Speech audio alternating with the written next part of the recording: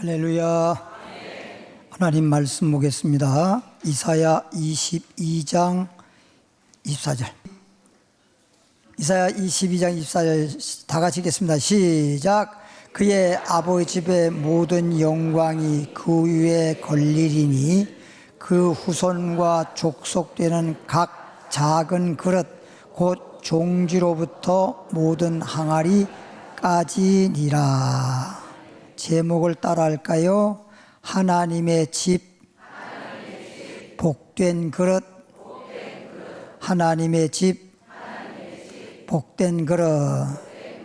옆에 분들 인사하겠습니다. 우리는 복된 그릇입니다. 아멘.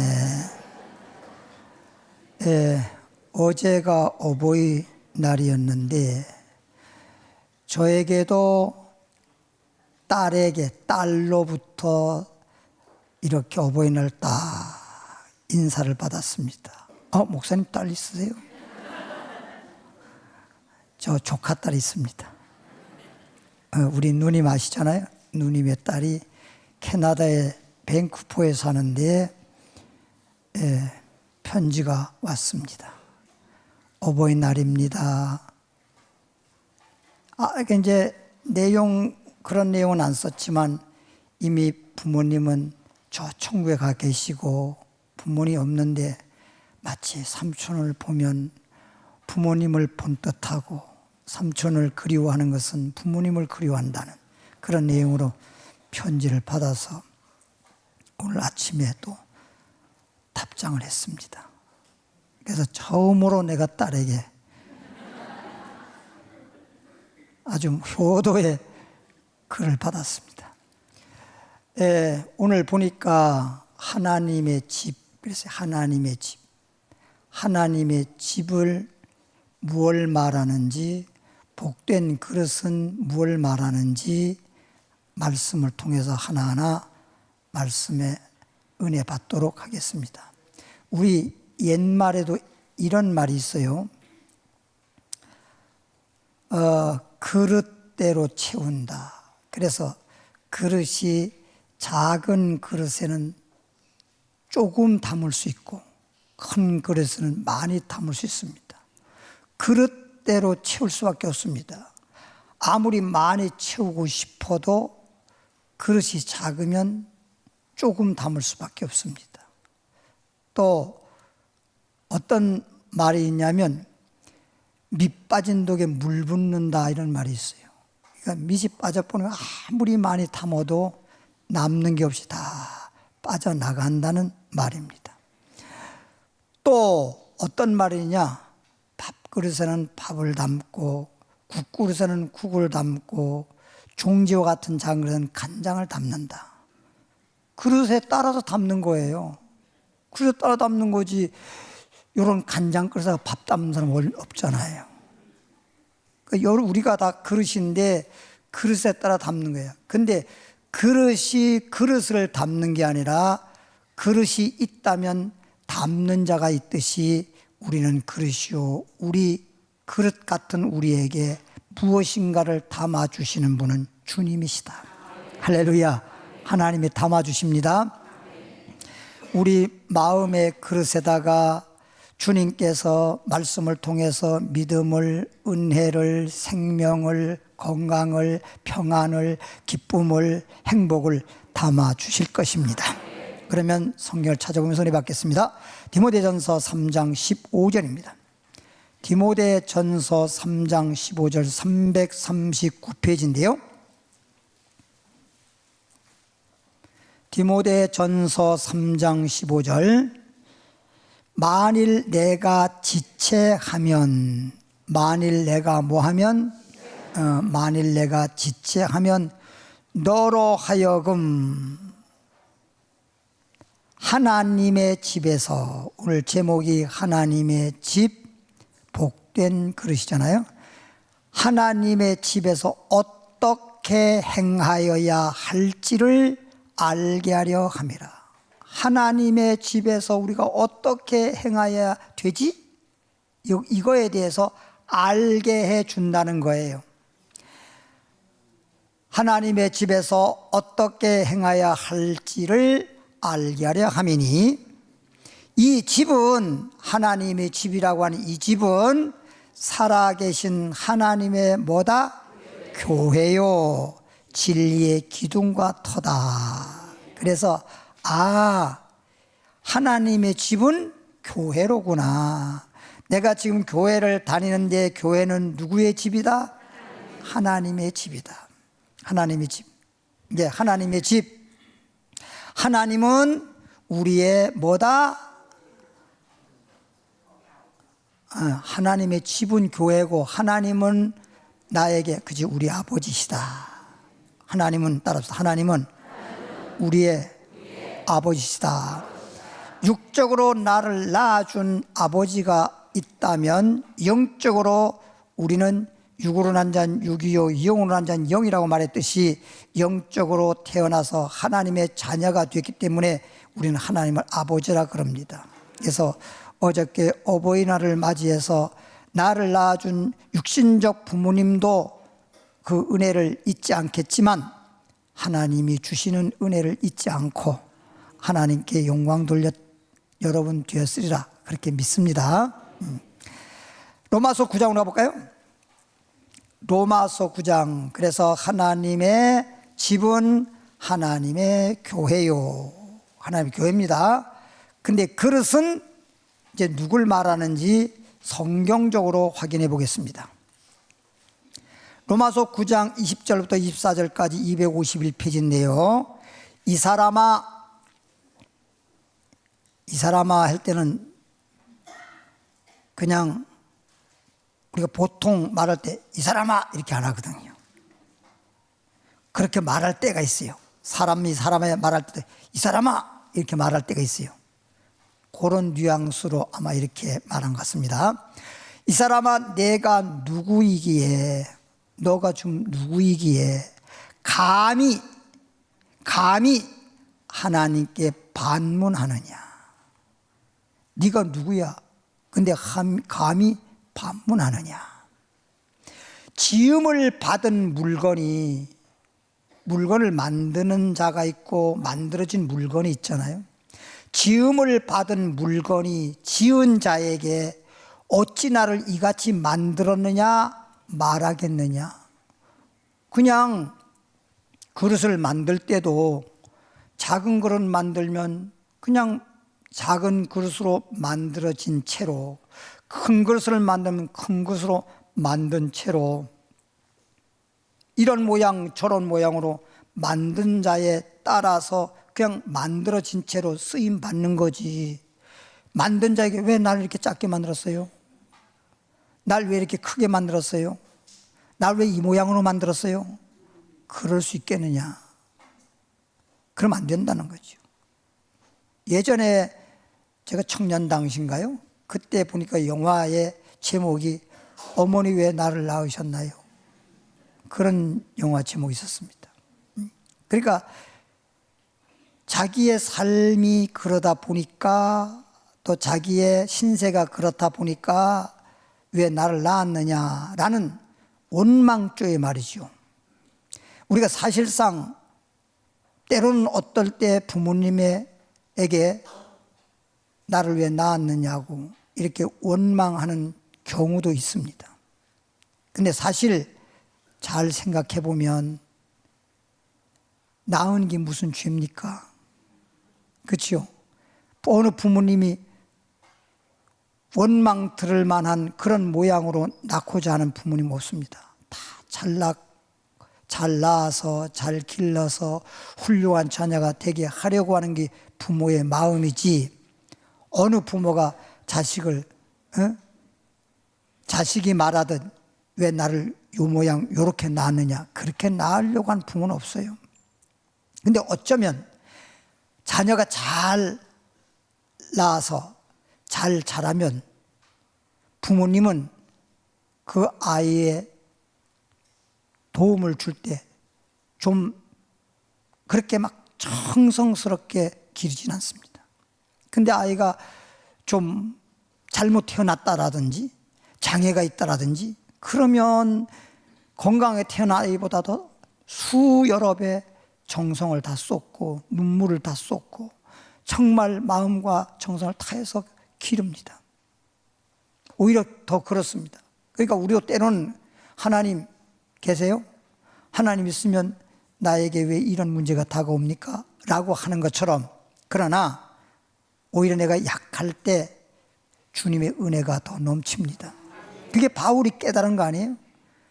바울이 손수건만 갖다 얹어도 악귀가 떠나가고 병든 자가 고쳐지는, 그래서 사람들이 바울을 향해서 신이라고 말할 정도로 그렇게 능력 있는 종이었지만, 사도 바울은 남의 병은 고치면서도 자기 병은 못 고쳤어요. 자기의 들린 병이. 그것도 남들이 안 보이는 곳에 병이 들면 잘 모를 수도 있는데, 특히 눈병이 걸렸으니까 이건 뭐 나도 보고 남도 보고 다 보는 거란 말이에요. 그러니까 사람들이 때로는, 어떤 사람들은 말하기를 남의 병은 고치면서도 지 병은 못 고쳐 하고 하면서 그냥 비아냥 떠는 식으로도 그렇게 말하기도 하고, 그러다 보니까 마음이 아픈 거예요. 하나님, 아니 주님은 전능한 하나님인데 남의 병도 막 손만 얹어도, 손수건만 갖다 얹어도 기적이 나게 해놓고 왜 나에게는 이 사람들의 조롱거리가 될 수밖에 없는 이런 병이 있습니까? 그러니 나에게 가시와 같은 이 병을 주님이 좀 고쳐주세요 하고 3번을 기도했다고 그랬는데, 얼마나 간절히 기도했는지 몰라요. 그런데 하나님의 음성이 들렸어요. 바울아, 내 은혜가 족하도다. 하나님, 사람들이 날 보고 이렇게 저렇게 조롱하는 거 못 보셨어요? 이게 족하다고요? 이게 은혜 받은 증거라고요? 도저히 이해가 안 가요. 하나님 말씀하실, 내가 약할 때 주님의 은혜가 더 넘치도다. 이것을 깨달았어요. 그 말씀을 깨닫고 나니까, 내가 약할 때, 낮아질 때, 그럴 때 우리 주님은 더 관심 있게, 더 장애 있는 자녀를, 부모님의 심정은 더 애석하게 생각하고 기르고 사랑하듯이 하나님은 더 큰 은혜를 베푸시고 사랑하는 거로구나. 그제서야 깨닫고, 하나님 감사합니다. 나의 약한 것들, 사람들로부터 능욕받는 것들, 사람들이 나를 조롱하는 것들, 그리고 때로는 궁핍 가난한 것, 그리고 때로는 내가 병들어 약한 것, 아니면 나의 삶에 곤란한 것들, 이런 것들을 나는 오히려 자랑하겠습니다. 사람들은요, 자기의 부족한 부분이나 약점은요, 그리고 단점은요, 다 숨기려고 하지, 그런 것들을 사람들 앞에 자랑하지 않습니다. 그러자도 사람들이 조롱을 하고 막 그러는데, 바울은 그때부터 오히려 약한 것들을 막 자랑하는 거예요. 약할 때 곧 강함이니라. 할렐루야. 이거예요, 바로 이거예요. 보세요. 요즘엔 잘 모르겠는데, 옛날에 정치인들이 어떤 일이 있었냐면, 막 연설하다 보면 막 계란을 던져서 뭐 얼굴에 맞기도 하고 그러잖아요. 그렇게 되면은 사람들이 막 그를 비난하면서 뭐 저런 것들이 무슨 자격이 있어? 하면서 막 그런단 말이에요. 그러면은 흉을 보니까 흉걸목이 되는 게 아니라, 그런 걸 통해서 국민들에게 오히려 그 정치인을 어떻게 봅니까? 동정심이 생긴단 말이에요. 동정심이. 오히려 동정심이 생겨가지고 안 될 자가 당선돼 버리는 거야. 그런 예가 있어요. 그런데 그런 것들을 소위 국민들의 그 마음을 그렇게 이용하기 위해서 자작나무가 있는데 자작극으로 오히려 자기네 편이 일부러 쇼를 부려서 그렇게 해가지고 국민들의 동정심을 받으려고 하고 표를 받으려고 했던 그런 시대가 있었어요. 그걸 이제 국민들이 옛날에는 속았는데 지금은 이제 다 알고 나니까 이제는 계란을 2개 던지든 1개 던지든 그거 별로 그렇게 생각하지 않습니다. 옛날에 그런 거 많이 국민들이 이용당했잖아요. 특히 옛날에 이용당이 뭡니까? 북한에서 쳐들어온다, 전쟁, 이런 거 많이 이용했지 않습니까? 이런 일들이 수여라고 있어요. 옛날에는 그랬어요. 옛날에는. 그런데도 그래서 오늘날은 이제 국민들이 똑똑해졌어. 그래서 근데 잘 안 속는데 제가 볼 때는 더 똑똑해져야 되겠어. 아직도 속는 사람이 많더라고. 아직도. 이제 거기는 이제 여러분이 알아서 똑똑해지면 되고. 로마서 9장 21절로 토기장이란 말은 흙토자, 흙으로다가 그릇을 만드는 자를 토기장이라 그럽니다. 토기장이가 진흙 한 덩어리로, 뭐 덩어리로? 진흙을 이겨 가지고 한 덩어리로 하나는 귀히 쓸 그릇을, 그릇 만드는 사람이 그릇을 다양하게 만들죠. 하나는 천이 쓸 그릇을 만들 권한이 없느냐. 엿장사도 뭐야? 엿장사 마음대로라 그랬잖아요. 진짜 그런 걸 제가 경험했다니까요. 저 경험했는데 제가 그때 당시가 초등학교 2학년 때인가 그렇게 생각되는데 시골에 엿장사가 와요. 오래간만에 한 번씩 옵니다. 1년에 몇 번 와요. 우리 동네만 오는 게 아니라 그 엿장사가 쉬운 말하면 우리 동네 왔다가 또 다음 주에는 다른 동네 갔다가 그래서 1년에 몇 번 정도 옵니다. 여러분 시골에 5일장 가면 정선 5일장, 영월 5일장, 제천 5일장, 뭐 횡성 5일장 그러면 거기에 5일장에 장사하는 분들이 정선 사람이 아니에요. 정선에 5일장 오려면 각처에서 그냥 장사하는 사람이 와가지고 장사하고 또 정선 했다가 원주 5일장 하면 또 원주로 옮겨가서 파는 사람 맨날 그 사람이에요. 뭔 말인지 알죠? 근데 그 엿장사가 와서 이제 엿을 시골에서 먹을 게 없으니까 진짜 이렇게 뭐라 그럴까 한 가락이나 그런 정도 먹으면 진짜 오늘날만 로또 복권 당첨한 것처럼 어린 나이에. 그래서 엿을 사 먹으려면 뭘 고물 같은 건 뭘 줘야 사 먹을 수 있잖아. 돈은 없고. 그러니까 고무신, 떨어진 고무신 갖다가 이제 사 먹어야 되잖아요. 근데 떨어진 고무신을 한 짝을 갖다 줬어요.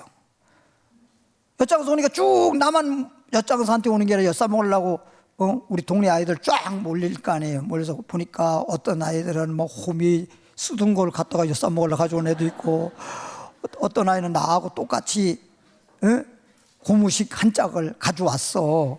내가 보니까 고무식 한 짝은 다 똑같은 거야. 값을 친다 그러면 다 똑같은 거라고. 근데 엿을 한 판 쫙 이렇게 해놓고 칼로다가 왜 탁 두들겨서 떼어서 준단 말이에요. 근데 보는데 이렇게 다른 호미를 가져왔으면 더 주고 뭐 값이 나게 더 주겠지만 내 옆에 있는 아이와 나는 똑같은 고무신짝이란 말이야. 똑같은데 탁 전초인데 보니까 내 거보다 걔가 더 엿이 더 커. 다른 애들은요 그런 일이 있어도 어렸을 때 어른들한테 말 한마디 못하고 아무 말 못해요. 근데 저는 어떻게 무슨 배짱이 있었는지 아저씨 똑같은 고무신짝인데 왜 쟤는 더 큰 게 주고 나는 더 적게 줍니까? 내 맘이다. 그게 엿장수 맘대로라는 거야. 그걸 내가 직접 경험했어요. 할 말이 없어. 내 맘대로.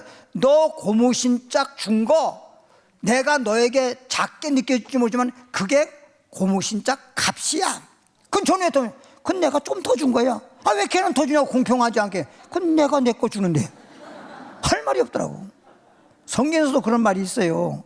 아침에 와서 저녁까지 일한 사람에게 한 데나리온 주고 오후에 와서 몇 시간밖에 일 안 했는데도 똑같이 품과를 한 데나리온 주니까 아침에 와서 일찍 일한 사람이 말하기를 난 하루 종일 일했는데 오후에 와서 잠깐 일한 사람하고 똑같이 품값을 주면 이게 공평하지 않잖아요. 이럴 수가 있습니까? 그러니까 주인이 한 말이, 내가 아침에 너에게 뭐라 그랬어? 오늘 하루 일하면 한 대는 준다고 너하고 약속했지. 그래서 너 한 대는 받기로 하고 이랬지. 그럼 너하고 약속한 대로 너 일한 거 하루에 품값 줬으면 됐지. 뭘 잠깐만 많이 줬느니 적게 줬느니 따지냐? 저 사람은 하루 일한 것도 아닌데 오후에 와서 몇 시간 일했는데 똑같이 한 대는 주니까 그렇잖아요. 그건 내가 그 사람한테 더 준 거야. 내 걸 내가 더 주는데 네 걸 너한테 줄 걸 갖다 떼가지고 준 것도 아닌데 왜 그래 말이 많어? 아무 말 없이 울면서 돌아갔더라. 그거예요.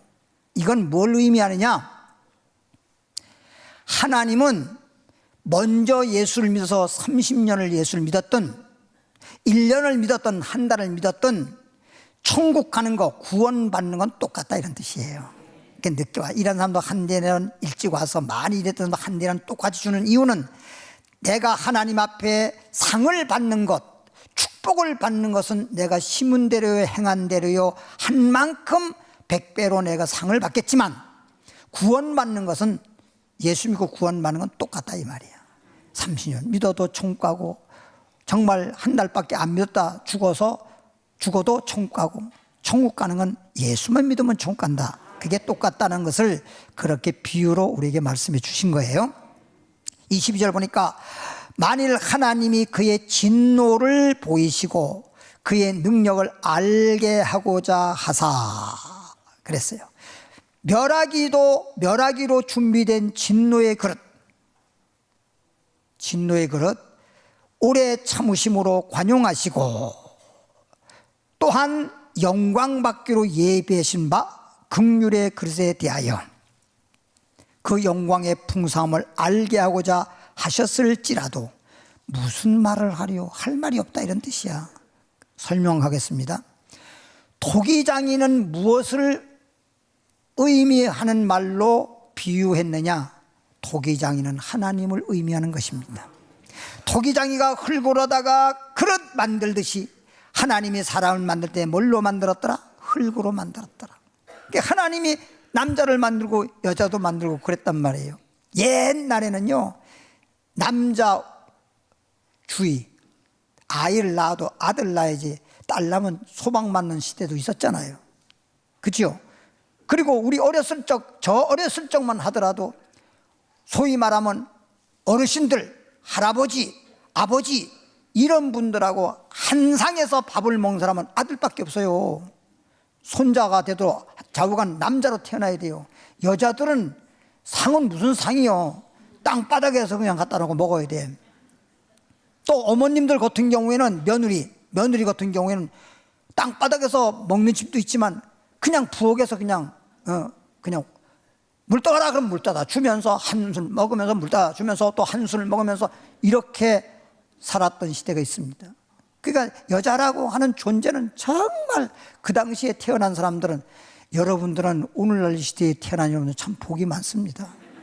옛날에 여자로 태어나서 엄청나게 시어머니가 시집살이 오죽하면 그냥 시집살이 그러면 어느 정도로 고생했는가를 한마디로 여러분이 알 수 있잖아요. 그런 시대잖아요. 우리 어머니도 우리 할머니 계실 때 방에서 함께 식사를 한 적이 없어요. 부엌에서 먹다가 물 떠라 그러면 물 따라 주고 또 먹고. 그래서 우리 할머니가 예수 믿기 전에는 그렇지만 예수 믿고 난 다음에 예수 믿으니까 사람이 좀 달라졌잖아요. 시어머니가 친정어머니가 됐다고 알아듣겠지요? 그렇게 이제 시어머니 같은 무서운 시어머니가 친정어머니처럼 그렇게 사랑하고 다정스러운 어머니로 바뀌어진 거예요. 예수 믿고 나니까. 그러니까 그전에는 그냥 맨날 며느리를 못 살게 하고 그냥 핀잔만 주고 막 그러던 시어머니였던 우리 할머니가 나중에 예수 믿고 나니까 변해가지고 친정어머니처럼 돼버리니까 방에서 먹어라 그래도 옛날 하던 식이 있으니까 방에서 안 먹고 우리 어머니가 부엌에서 막 먹고 그럼 물 떠라 그럼 물 따다 주고 막 그러면서도 안쓰러우니까 밥을 더 주려고 야 일로 가져와라 내 밥 좀 남은 거 주마. 다 먹었는데요? 저 다 먹었어요. 밥을 먹었어요. 그러니까 우리 할머니가 하는 얘기가 있어요. 너는 뚜껑 열고 들어 부었나? 언제 물 떠오라 이것저것 심부름해 가면서 언제 그 밥을 다 먹었다는 거냐, 그런 얘기가 있어요. 그 정도로 그 시대에는 정말. 근데 오늘날에는 반대가 됐어. 그게 반대가 된 것도 괜찮아. 옛날에 많이 받았잖아, 남자들은. 근데 요즘에는 여자가 왕이야. 여러분 보십시오. 벌통을 열어보면요, 여왕이 진짜 왕이지 남왕 없어요. 여왕이 탁 까면 그냥 뭐 거기에 모든 벌들이, 제가 한번 보니까 전부 다 여왕이 탁 지나가니까요, 이야, 세상에 사람보다 더 나. 여왕 지나가다가 전부 다 고개 숙이고 탁 벌들이. 그래서 그 벌들도 보니까 각자 몫이 있더라고. 일벌레는 일벌레가 있고, 일하는 꿀따오는 일벌레가 있고, 왕을 이렇게 소유하는 오늘날 대통령 경호원들처럼 왕을 탁 지키고 그런 벌들이 있고, 또 뭐 그 안에서 소위 살림살이 하듯이, 남편이 돈 벌어주면 살림살이 하듯이 그런 역할을 한 것도 있고, 하여튼 뭐 또 그 뭐 벌, 애벌레를 잘 보호하고 지키는 벌레들도 있고, 각자 맡은 바 사명을 감당하더라고. 그런 게 보니까 사람보다 나아. 사람들이요, 그런 하나님이 창조한 어떤 곤충이라든가 어떤 식물이라든가 자연을 보고 사람이 배워야 되겠더라고. 그런 걸 통해서 깨닫게. 그러니까 주님께서도 때로는 그런 하나님이 창조한 자연 모든 만물을 통해서 비유로다가 우리에게 말씀하시고 깨닫게도 하시고 그러잖아요. 24절에 보니까 이 그릇은 우리란 말이에요. 우리 사람을 가리켜 그릇이라 그러는 거예요.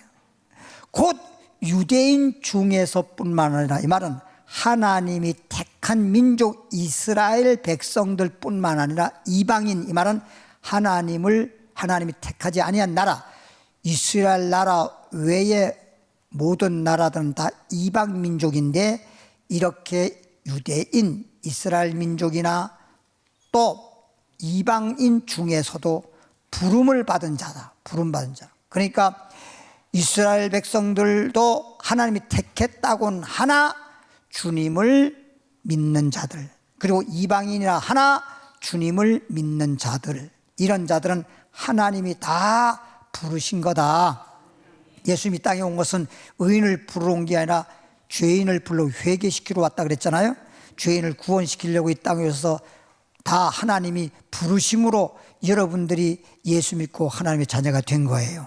그러니까 우리는 다 부름받은 자예요. 부름받은 자가, 내가 예수 믿고 하나님 자녀 된 것 하나님이 부르신 것이고, 두 번째 예수 믿는 자들 중에서 부름받은 자는 사명자로 부름받은 거예요.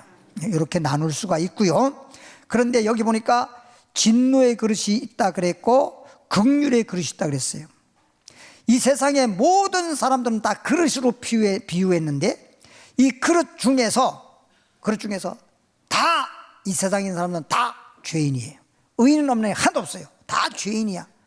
그런데 만드신 토기장이가 그릇을 막 진노해서 깨트리듯이, 그러나 어떤 그릇은 긍휼의 것처럼, 하나님은 어떤 그릇은, 어떤 사람은 불쌍히 여기시고 어떤 사람은 진노하신 이유가 뭐냐, 모든 죄인인데 죄인들은 예수님을 구주로 영접하고 예수 믿게 된 모든 죄를 사하시고 용서하시고 하나님 자녀되게 하시고 구원 주시고 생명 주시고 축복 주신다고 하였고, 믿으라고 하는데도 믿지 않은 사람들은 그대로 죄인이기 때문에 주님이 진노하시고 심판한다는 뜻이에요. 그러니까 우리가 잘해서 구원받은 게 아니라 하나님이 우리를 긍휼히 불쌍히 여겨 주셔서, 할렐루야, 불쌍히 여겨 주셔서. 예를 들어 보세요.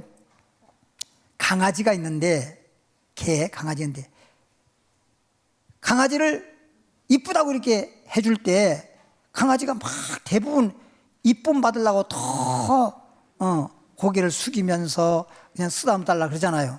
근데 이거 쓰다듬 주려고 하는데 빵 이래봐. 그러면 예뻐해 주려다가도 어떻게 돼?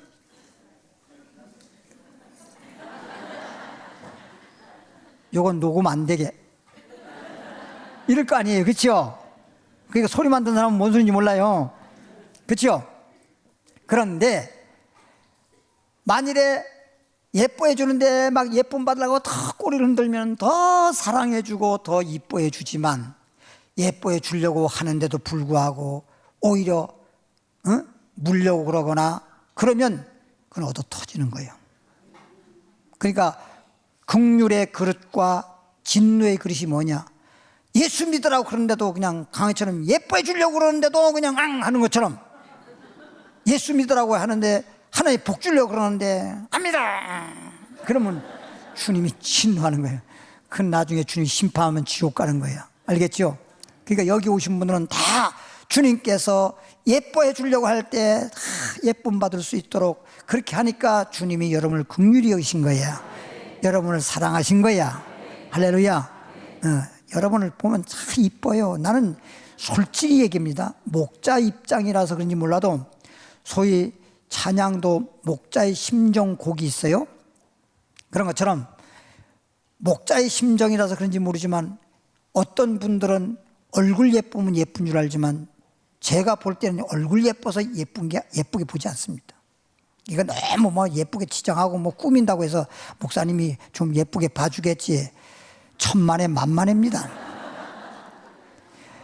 가만히 보면요, 신앙생활 믿음 생활 잘하면 그렇게 이뻐, 그렇게 이뻐. 아니 고슴도치도 자기 새끼를 이뻐한대잖아. 모든 짐승 중에 고슴도치처럼 제일 볼품 없는 게 어디 있어요? 그래도 자기 새끼니까 그렇게 이뻐하는 것처럼 하나님의 자녀가 되니까 하나님께서 여러분들을 이뻐해 주는 거야. 그런 것처럼 목자도 여러분들이 양이라고 하면 정말 믿음 생활 잘하면, 그리고 하는 말씀대로 순종하면서 의뢰 안에서 살면 그렇게 이쁠 수가 없어요. 이렇게 이쁠 수가 없어요. 고린도후서로 넘어갈까요? 4장 7절에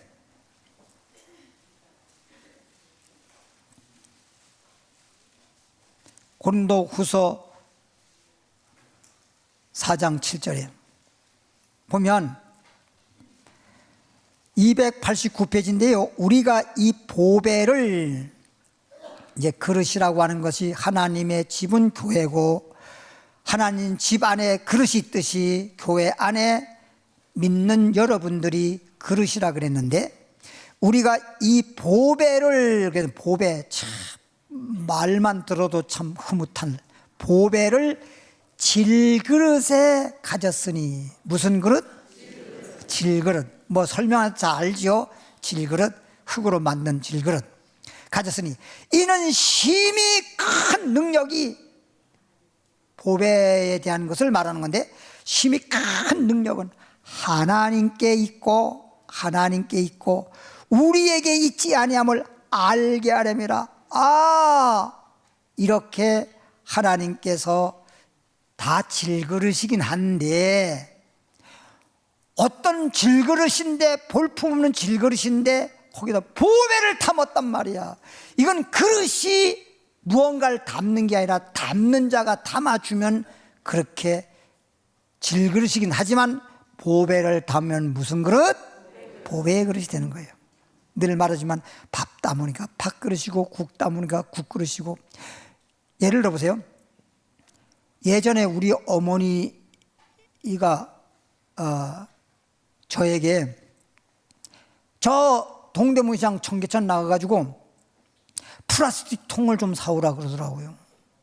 플라스틱 통을 어느 정도 되는 거 사오라 그래서 제가 몇 개 사올까요? 그러니까 2개만 사오라 그래.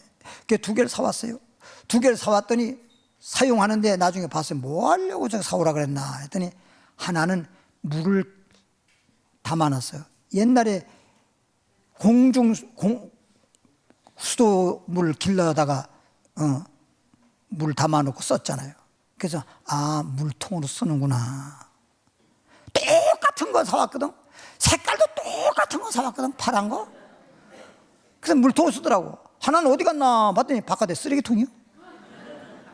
야, 내가 쓰레기통, 그 물통, 쓰레기통, 그 통을 입장에서 볼 때 똑같은 건데 하나는 쓰레기통이 되고 하나는 물통이 된 거야.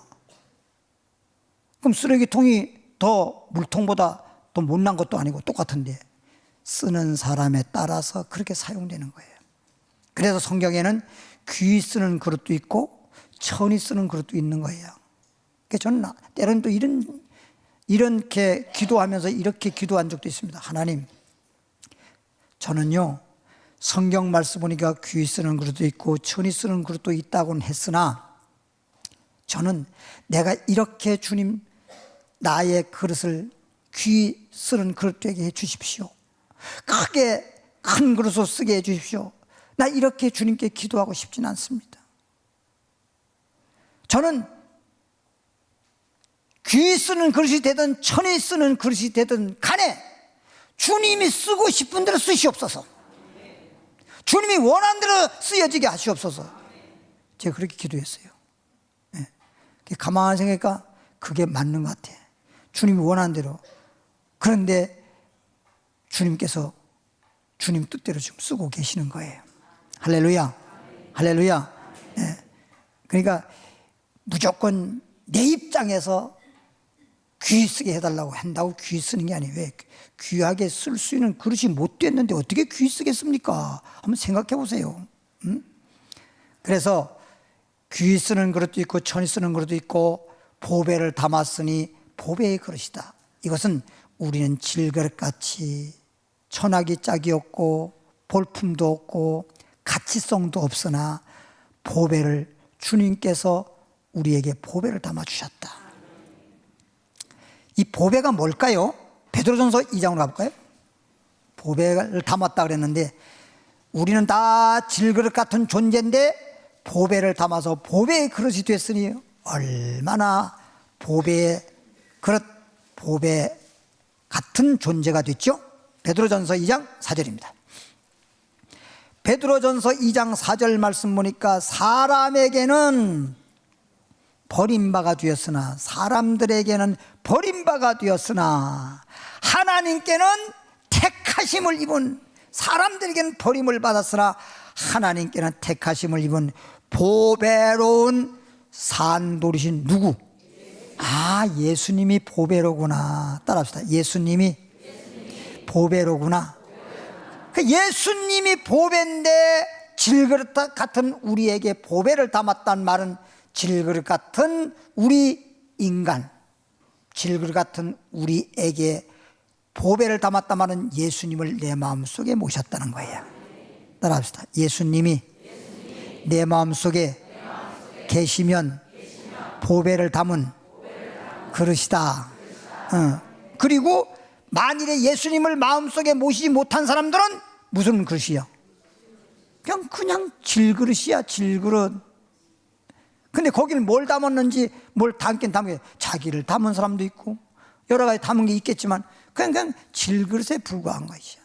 그리고 아무것도 없으면 빈 그릇이야. 예수님을 내 마음속에 모셨으면 나는 무슨 그릇이다? 보배의 그릇이다. 정말 값이 없는 그릇이었는데 값진 그릇이 되는 것이고 귀한 그릇이 돼버리는 거야. 나귀가 보잘것 없잖아요. 말을 타면 몰라도, 그렇죠? 그런데 이 나귀는 볼품이 없지만 예수님이 나귀 중에서도 나귀 새끼를 탔잖아요. 그렇죠? 그 볼품은 누가 그 나귀를 천이 보고 볼품도 없는데, 근데 예수님이 나귀 새끼를 탁 타시고 성전으로 딱 들어가시니 많은 사람들이 종려나무 가지를 꺾어 들고 막 환영을 하는 거예요. 주님의 이름으로 오시니요 호산나 호산나. 오늘 이제 예배 말씀 끝나고 찬양할 때 호산나 노래 나와 막 하면서 사람들이 자기 웃저고리를 벗어다가 그 예수님 타시는 그 나귀 위에다가 막 방석, 신방한 목사님 방석 이렇게 앉게 하듯이 겉옷을 해서 그 위에 예수님을 앉게 하시고, 바닥에도 그냥 막 종려나무 가지를 꺾어서 딱 깔아서 마치 카페트 깔듯이 그렇게 해서 나귀가 예수님 모시고 성전으로 들어갈 때 얼마나 막 박수 치면서 두 손을 들면서 환호하면서 환영을 했겠냔 말이에요. 그럴 때 이 나귀는 아무것도 아니지만 나귀가 막 모든 사람들의 환영을 예수님 때문에 같이 환영받고 막 절받는 거예요. 와서 막 예수님께 절하는데 나귀가 예수님 덕분에 뭔 말인지 알죠? 예수님 덕분에 그런 거예요. 예수님만 잘 모시면 천하기 짝이 없고 보잘것없는 나귀 새끼도 이렇게 환영받고 이렇게 인사받고 이렇게 그냥 카페트 깐 것처럼 그냥 종려나무 가지 위를 탁 걸어가는 거예요. 그러니까 정말 감사한 줄 알고 사세요. 감사한 줄. 할렐루야. 그래서 성경에 보면 내가 어느 곳을 가든지 무엇을 하든지 주님께서 도와주시고 함께 하리라. 찬송가 복음성에도 있죠. 이 세상 어디를 간지 무엇을 한지 축복해 준다는 노래 가사도 있죠. 베드로 전서 3장 7절로 가보겠습니다. 우리는 질그릇이었는데 예수님이 보배였구나. 그래서 질그릇에 보배를 담았다는 뜻이 예수를 내 마음속에 모신 사람은 다 보배의 그릇이 되었구나. 복 있는 사람이로다. 여기까지 왔어요. 베드로전서 3장 7절에 379페이지. 남편들아, 이제 예수 믿는 이제 부부, 예수 믿는 가족에 대해서 말하는 건데, 남편들아 이와 같이 지식을 따라. 그러니까 남편들이 예수 믿고 무식하면 몰라도 좀 진리의 지식이 있는 사람이라면 지식을 따라 너희 아내와 뭐하고 동거하고. 여기서 아내와 동거하라는 말은 뭐냐면 아내는 하나에 된단 말이에요. 다 하나겠지 뭐 어디 둘 가진 분 없죠 요즘 시대는. 근데 아내는 아닌데 또 하나가 붙은 게 있어요. 그러면 안 된다 이 말이야. 예수 믿는 사람은 딱 남편이 있으면 남편도 하나, 아내도 하나. 그런데 남편을 생각하는데 어떤 분은 남편을 갖다가 남편으로, 아내가 남편으로 생각하지 아니하고 저놈의 첨지는 막 이러는 분 계세요. 이러면 안 돼. 첨지가 뭐야? 그래도 남편이 있으니까 자기가 과부 소리 안 듣는 거야. 얼마나 감사해. 그러니까 어떤 분이 나한테 와서 그러더라고. 남편이 너무나 그냥 막 다 돌아가실 정도로 되고 막 소두염 받아내고 지금은 병원에서 있지만 옛날엔 못 고치면 집에 퇴원해가지고 소두염 받아내고 정말 남편 수발하는데 얼마나 고생 많이 했어요. 그러니까 이제 어떤 분이 신방같이 가면 아이고 얼마나 고생이 많으세요. 소두병까지 받아내고 하루 이틀도 아니고 막 몇 년 동안이나 그렇게 하니까. 그러니까 그분이 한 말이 뭐예요? 아이고 권사님 염려하지 마세요. 걱정하지 마세요. 저는 기뻐요. 놀랬어. 하는 말이 귀에다 대고 그래도 남편이 계시니까 나는 과부가 아니잖아요. 그랬어. 그래도 남편이 있으니까. 그래도 다른 사람이 날 보고 과부라 소리 못한다는 거예요. 그리고 그러더라도 내가 힘들고 고생스럽긴 하지만 남편이 그래도 옆에 있으니까 든든하다 이 말이야. 든든하다 이 말이에요. 대답 안 하니까 그렇게 안 하려나 보네. 그래서 남편들아 아내에 대해서 그를 더 연약한 그릇이라고 그랬어요. 연약한. 솔직히 여자가 남자보다 약하잖아요. 여러모로. 남편들아 아내는 더 연약한 그릇이요. 또 생명을 영원한 생명, 영생, 총과는 거, 영생의 생명을 생명의 은혜를 함께 이어받을 자로 알아. 귀히 여겨라. 난 여기서 참 귀한 걸 깼습니다. 우리가 예수 믿는 건 각자 믿어서 구원받고 영생 얻고 천국에 가지만 여기 보니까 함께 생명의 은혜를 받는다는 겁니다. 부부는 그렇습니다. 함께. 그러니까 참 놀라운 일이에요. 그래서 귀히 여기라는 겁니다. 부부가 함께 은혜를 받을 수 있는 거기 때문에 참 귀한 존재이므로 아내를 귀히 여겨라. 귀히 여겨라. 아멘을 안 하는 거 보니까 남자분들이 많지 않은가. 귀히 여겨라. 남편들아 아내를 귀히 여기라. 남편들 아멘 해보세요. 아멘. 그렇죠. 아내들아 남편을 귀히 여겨라. 네. 그렇게 안 하려나 보네. 귀히 여겨라. 이는 너희가 기도가 막히지 아니하게 합니다.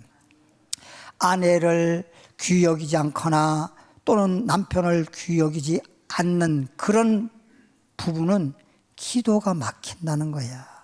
하나님께 기도를 해도 기도가 막히고 주님으로부터 은혜 받았는데 은혜를 받지 못하고 그런다는 겁니다. 그래서 때로는 이런 말이 있어요. 성경에 보면 만일 기도할 때 그것도 상의해서 합의해서 기도하러 가라는 겁니다. 일방적으로 나 기도할 테니까 그런 줄 알아? 이러고 떠나는 게 아니라 내가 기도할 테니까 3일 정도 기도할 테니까 기도원에 가서 기도한다 그러면 3일 동안 갔다 오니까 그런 줄 알라고 그렇게 해서 합의해서 기도하고 그리고 와서 다시 동거하고 이러라는 뜻이에요. 항상 무조건 일방적으로 하지 말고. 그러니까 어떤 분이 있잖아요. 자다 말고 없어져 버렸네. 이거 열심히 주님 앞에 기도하고 신앙생활하는 건 좋겠지만 남편이 자다 깨면 좀 별로 좋아하지 않습니다. 그런 게 있어요. 그럴 때는 부부간에 이야기를 하세요. 믿는 사람이니까. 안 믿는 사람이면 어쩔 수 없이 그렇겠지만 믿는 사람이니까 여보 내가 자다가 깨면 깨는 대로 교회 가서 일찍이 기도할 거니까 그런 줄 아세요? 이렇게 해서 하부야에 그렇게 하라는 거예요. 일방적으로 그냥 없어지면 신고하면 안 되잖아. 그렇게 하지 말라는 거야.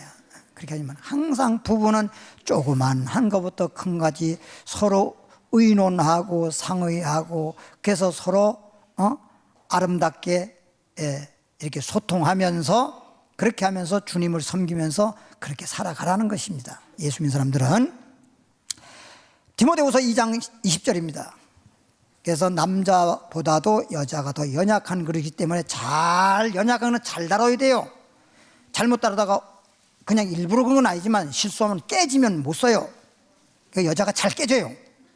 그러니까 한마디로 여자가 잘 삐져요, 남자들보다. 그러니까 그냥 잘 삐지지 않도록 살살 잘 다뤄야 됩니다. 살살 잘 다뤄야 돼요. 그리고 혹시 이제 연세 있으신 분들은 좀 또 이게 연세 있다 보면 또 때로 뭐 어깨도 그렇고 또 뭐 등도 그렇고 두들겨 주기도 하고 뭐 그러잖아요. 그럴 때 연약한 그릇이에요. 살살 두들겨 주세요. 남자 힘 세다고 쾅쾅 두드리지 말고 그러면 아파요. 아파. 디모데후서 2장 20절 보니까 큰 집이란 말은 큰 교회는 이런 뜻이에요. 작은 집은 작은 교회는 이 말인데 큰 집에는 금그릇과 은그릇. 그럼 여기 큰 집에는 금그릇도 있고 은그릇뿐만 아니라 나무 그릇과 질그릇도 있어. 여러 종류의 그릇이 있다는 거죠. 그러니까 성도님들 중에서 다 금 같은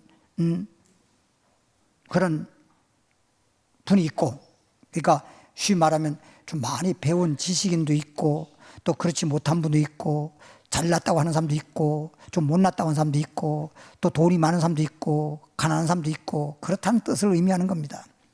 그런데 귀하게 쓰는 것도 있고 천하게 쓰는 것도 있나니 그러므로 누구든지 이런 것에서 자기를 깨끗하게 하면 귀히 쓰는 그릇이 되고 거룩하고 주인은 하나님이죠. 하나님 쓰심에 합당하며 모든 선한 일에 준비함이 되리라. 그러니까 금그릇, 은그릇, 나무그릇, 질그릇 뭐 이런 얘기 있는데 여기 보니까 금그릇이라고 귀히 쓰는 게 아니라는 거야. 금으로 만든 그릇이라도 그릇 자체 안에가 더러우면 더러운 그릇을 어떻게 쓰냔 말이야. 금이라고 쓰는 건 아니잖아. 그러면 뭐 가치성이 별로 떨어진 그릇이라도 질그릇 있잖아. 그럼 질그릇을 깨끗하면 쓴다는 거지. 깨끗한 그릇에 뭘 담지 더러운 걸 담겠어요? 그러니까 우리는 아이고 나는 뭐 질그릇밖에 안 되는데 여러분 그렇게 낙심하거나 그렇게 체념하거나 그러지 마시고 질그릇도 금그릇보다 더 귀히 쓰시는구나. 뭐만 하면 깨끗한 하나님 앞에서 우리는 깨끗해야 돼요. 영적으로 자꾸만 욕심과 정욕과 죄악과 그래서 내 심령이 더러워지면 아무리 금 같은 그릇이라도 주님은 쓰지 않습니다. 주님이 쓰지 않으면 그것은 가치성이 없어요. 여러분 집에서도 그렇잖아요. 저도 옷이 여러 벌이 있는데 진짜 어떤 옷은 1년에 한 번도 안 입는 옷도 있어요. 어떤 옷은. 근데 어떤 옷은 수시로 입어요. 수시로 입어. 그걸만을 입어. 그걸만 입어. 그리고 막 타이 같은 것도 많이 있는데 자주 매는 걸 또 자주 매게 되더라고. 1년에 가도 한 번도 안 매는 것도 있어. 그렇게 되더라고. 근데 그건 내가 그런 게 아니라 사모님이 선택해 주는 게야. 꼭 어떨 때는 좀 다른 거 좀 줘봐 내가 막 그랬어요. 근데 가만히 보니까 내가 원하는 걸 주는 게 아니라 자기가 원하는 걸 주는 거야. 항상 옷도 입는 건 내가 입는데 왜 자기가 원하는 대로 주냔 말이에요. 옷을. 타이도 내가 매는 건데 왜 자기가 원하는 걸 주냔 말이에요. 그 다음에 타이가 이제 이렇게 매는 것도 있고 이렇게 걸어서 이렇게 하는 거 있잖아요. 편리한 그거. 꼭 그런 걸 줄 때면 우리 사모님은요 절대 내가 갖다가 하지 않고 본인이 항상 와서 걸어줘요. 왜 이렇게 하나 그랬더니 절 받으려고. 꼭 걸어주면 꼭 내가 이래야 되잖아.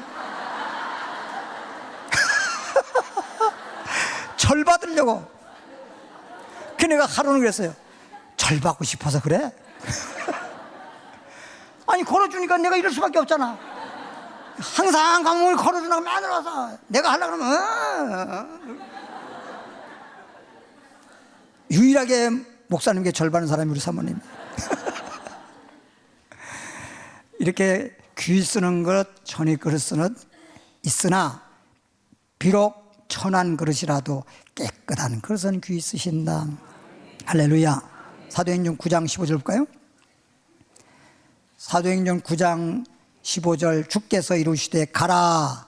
이 사람은 사도 바울을 통해서 사울이었던 사람 스데반 집사를 돌로 쳐 죽인 아주 악마 같은 존재였는데 다메토성에서 주님을 만난 이후에 주께서 이루시되 가라. 이 사람은 내 이름을 이방인과 임금들과 이스라엘 자손들에게 전하기 위하여 택한 나의 뭐라. 그러니까 임금들과 유대인들과 모든 사람들에게 예수를 증거하는, 여러분들이 지금 전도대입니다만 나가서 예수님을 증거하면 정말 주님이 귀하게 쓰는 그릇이에요. 그렇잖아요. 예수를 증거하는 그릇이 되어야 돼요. 이 사람은 내가 택한 나의 그릇이라.